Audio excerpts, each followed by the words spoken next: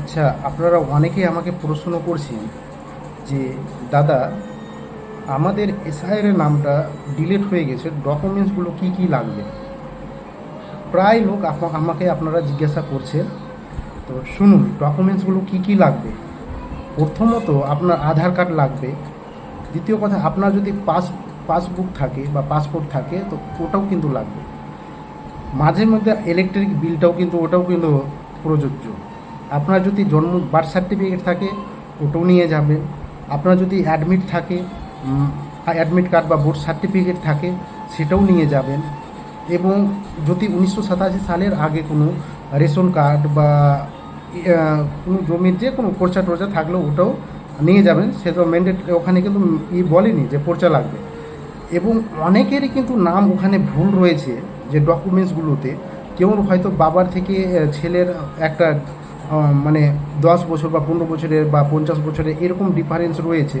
বা কারোর রয়েছে কি যে ভাইয়ে ফ্যামিলির এক ভাইয়ের থেকে মোটামুটি ধরেন যে কি 5 মাস বা 2 মাস 3 মাস বা এরকমই মানে সেম একবারে ডেট অফ বার্থ ডকুমেন্টসে রয়েছে। আপনারা প্রায় আমাকে অনেক কেউ বলেন যে দাদা, এটা নিয়ে আমরা কি করব, ঠিকটা কিভাবে হবে? তো দেখুন, কোনো ডকুমেন্টসে যদি আপনাদের এরকম থাকে যে এই ডকুমেন্টসে এই নাম, মানে এটা ধরেন যে কি আধার কার্ডে বা যে কোনো আপনারা খুঁজুন ডকুমেন্টসগুলো, যে কোনো ডকুমেন্টস তো আপনার নাম সঠিক বয়সটা রয়েছে, সেই ডকুমেন্টসটাই যদি পান কিনা সেই ডকুমেন্টসটাকেই ফলো করে আপনারা এই বয়সটাকে ঠিক করে নেন। যদি না ঠিক হয় তো অত দ্রুত যে ঠিক হয়ে যাবে তা নয়, কিন্তু ঠিক করতে একটু সময় লাগবে। সেক্ষেত্রে আপনারা কি করবেন, আপনারা একটা যদি মনে হয় তো সেম পার্সনের একটা এফিডেভিট করে নিয়ে যাবেন, অবশ্যই নিয়ে যাবেন। দ্বিতীয় কথা, যে কিছু কিছু মহিলা মানে বেশ মহিলাগুলো আছে যাদের বাবার বাড়ি থেকে স্বামীর বাড়ি গিয়েছে, ওখানে কিন্তু এই ক্ষেত্রে কিন্তু তাদের অনেকেরই নাম কিন্তু ডিলিট রয়েছে। তো তারা কি করবেন, সম্ভবত বাবার বাবার ফ্যামিলি থেকে আপনার যে বাবা রয়েছে তাদের একটা বংশ তালিকা, তা আপনার ওই ফ্যামিলি থেকে বংশ তালিকা বের করবেন একটা। অনেকেরই নাম আছে যে বাবার নাম থেকে ওখানে বাদ দিয়ে স্বামীর নাম কিন্তু প্রত্যেকটা ডকুমেন্টসে কিন্তু বসিয়ে দিয়েছে। সেই ক্ষেত্রে হয়তো অনেকেরই নামটা ডিলিট হয়েছে, আবার তারা কিন্তু বাবাকেই লিঙ্ক দেখিয়েছে, ম্যাপিংটা বাবাকেই দেখিয়ে দিয়েছে।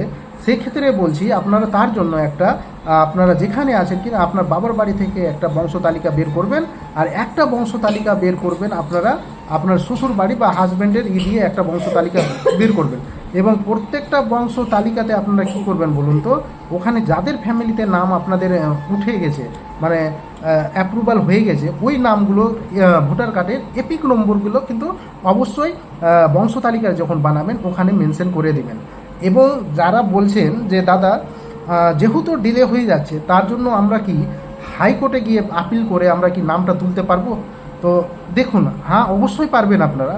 হাইকোর্টে দ্বারস্থ হয়ে আপনারা অবশ্যই নামটা তুলতে পারবেন, কিন্তু ওখানেই কিছু কারণ রয়েছে। যে যে যেমন ধরুন, যে আপনার বিশেষ কোনো কারণবশতই সেখানে কিন্তু রিট ফাইল করে নামটা তোলা যাবে। এই না যে আপনার কোনো কারণ নাই বা আপনার কোনো কাজ নাই, আপনি তাড়াহুড়োর মারফতে আপনি বলছেন যে কি আমি ওখানে নামটা তুলে নেব, আমাকে হাইকোর্টটা দেখে নেবে, মানে আমার রিট ফাইলটা হাইকোর্টকে দিলে হয়তো আমার নামটা উঠে যাবে, না সেভাবে কিন্তু উঠবে না। আপনারা শুনুন, ব্যাপারটা হচ্ছে যারা হয়তো বাইরে দেশে রয়েছেন বা যারা সরকারি চাকরি করছেন বা কোনো সরকারি বা বিজনেসের পারপাসে, মানে একটা কোনো স্ট্রং গ্রাউন্ড লাগবে যে আপনার অসুখ হয়েছে, যে আপনাকে হয়তো কোনো এতে লাগবে পাসপোর্ট ভিসা ইত্যাদি ইত্যাদি জিনিসের জন্য আপনি কিন্তু হাইকোর্টে গিয়ে রিট ফাইল করে আপনার নামটা কিন্তু আপনি তুলতে পারবেন।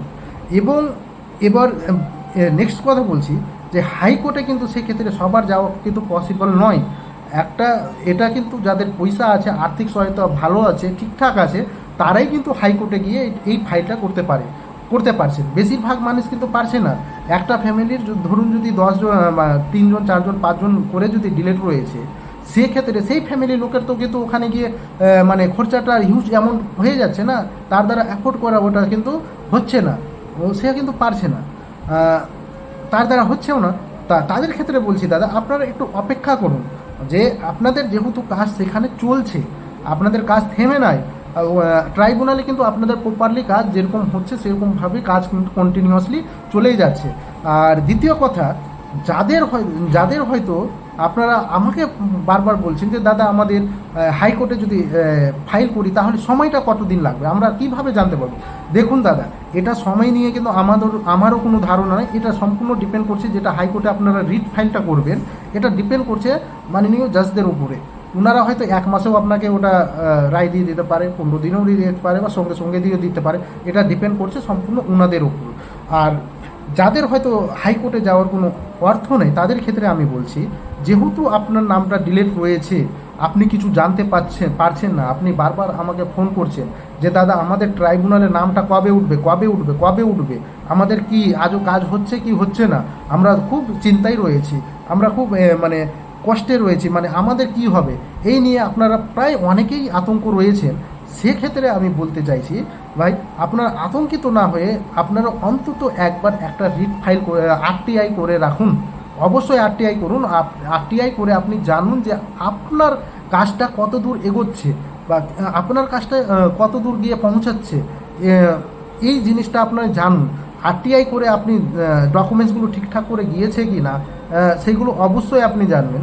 আর শেষের দিকে একটা কথা বলছি, আমার কাছে আজকে 3-4 জন লোক আসলো, 4-5 জন মোটামুটি এরকম প্রায় লোক এসেছিল, যে আমাকে দেখাচ্ছে যে কম্পিউটারের দোকানে যে জেরক্সগুলো করছে না, কম্পিউটার নিয়ে বসে আছে, তারা কিন্তু লোকে আরটিআই করে দিয়ে দিচ্ছে।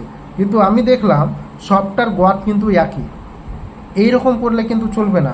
এইভাবে যদি লিখে নেবেন তো আপনার কীভাবে আরটিআইটা হবে, প্রযোজ্য হবে? ওনারা তো রিজেক্ট করে দেবে। সবার কি একই সমস্যা রয়েছে? না, সবার সমস্যা কিন্তু সব রকম রয়েছে। অবশ্যই আপনারা যেটা করছেন ওখানে কম্পিউটারে গিয়ে ওখানে করবেন না।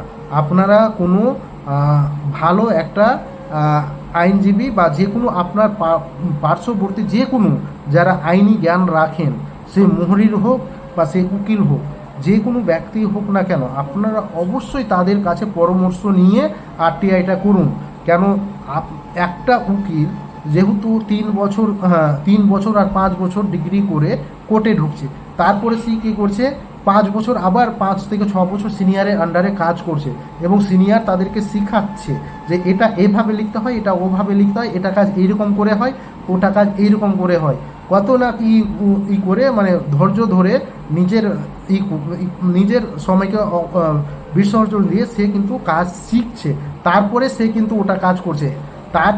তার নলেজটার কাছে যে একটা কম্পিউটারওয়ালাদের নলেজ যথেষ্ট সেটা কিন্তু নয়। আপনারা বারবার বলছি যে সেখানে কিন্তু আপনারা কোনো মতেই গিয়ে আরটিআইয়ের জন্য এটা করবেন না, আরটিআই লিখবেন না। একটা গদকে কোথা থেকে কি ওরা জোগাড় করে নিয়েছে সেটাকেই ফলো করে সবার ক্ষেত্রে একই লিখে যাচ্ছে।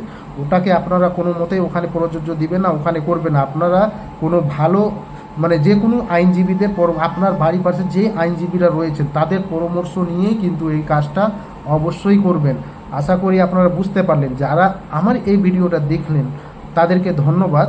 কিন্তু ভিডিও শেষে বলছি ভাই, আমার যেহেতু এটা চ্যানেলটা নতুন রয়েছে, অবশ্যই আপনারা আমাকে সাপোর্ট করুন, সাবস্ক্রাইব করুন, লাইক করুন, কমেন্ট করুন। কমেন্টের আমি উত্তর দেবো এখানে ইউটিউবে এসে। তাই আপনাদের সাপোর্ট অবশ্যই দরকার। আপনারা যদি এখন সাপোর্ট করেন, যদি সাবস্ক্রাইবটা না করেন, তাহলে আমার এই পেজটা হয়তো ভিড়ে কোথায় হারিয়ে যাবে। কিন্তু আপনাদের যে গুরুত্বপূর্ণ তথ্য সবসময় আমি আপনাদের সামনে নিয়ে আসি, এই তথ্যটা হয়তো আপনারা মিস করবেন। তার জন্যই বলছি যে আমার এই পেজটাকে চ্যানেলটাকে অবশ্যই সাবস্ক্রাইব করবেন। এটা আমার তরফ থেকে আপনাদেরকে রিকোয়েস্ট করলাম। আশা করি ভালো থাকবেন, সুস্থ থাকবেন।